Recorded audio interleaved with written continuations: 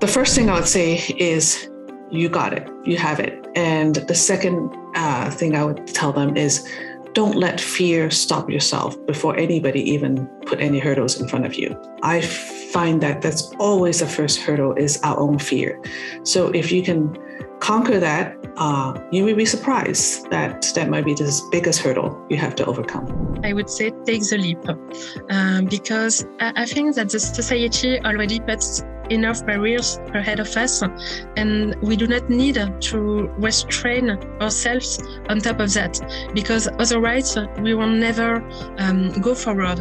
So I think that women should definitely keep in mind that there is nothing a man can do that they can't. And especially in tech career, I think that companies really need to have a good balance between men and women, and that women definitely have something to bring to companies.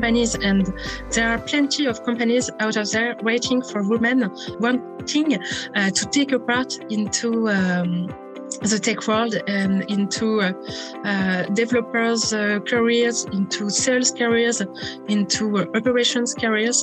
So don't hesitate and just go for it. All born equal. There is no intellectual difference between a man and a woman. As I said before, in life, it's all about motivation and self-confidence.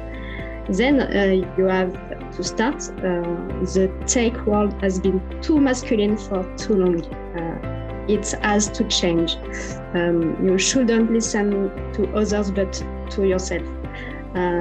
If we think like that, maybe one day we will also have a Women's Day, because we will all be equal.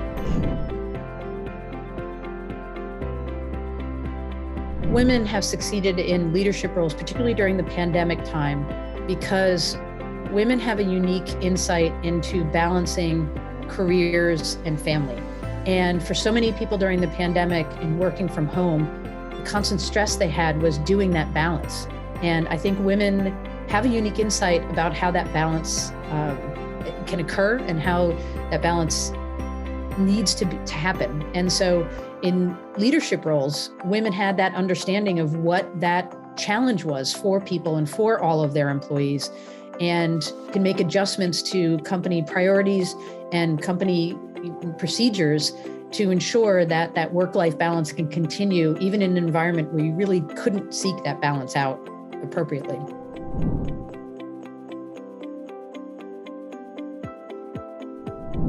It is very important to empower women in the workplace. There are a lot of researches show that women are more effective than men in many leadership roles.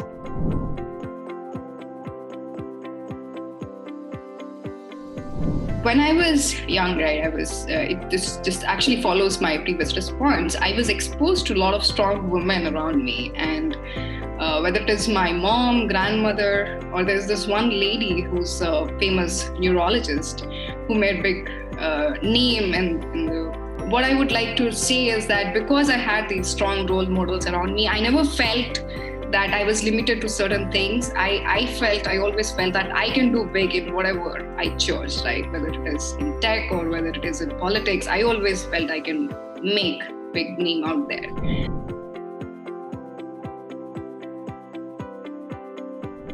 I've been guilty of this over my career. I think all women have. We put ourselves in a different position when it comes to negotiating, but the reality is we are equal in every single way to our male counterparts. We should have the same equity and power in terms of talking about salary and bonuses and any variable compensation whatsoever. And it's just something that it's not been a comfort zone for women in tech. And I think that it needs to become that. The fact is, as female leaders, we have to fight for it. You have to fight like you're equal. You are not just a female in an executive role.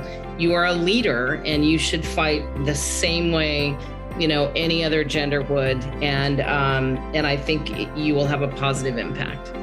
I think to be able to address this, the presence of a critical mass of women at decision-making levels, through quota or through affirmative action will definitely kind of, increase the chances of disparity-related issues to be, addressed in a better way.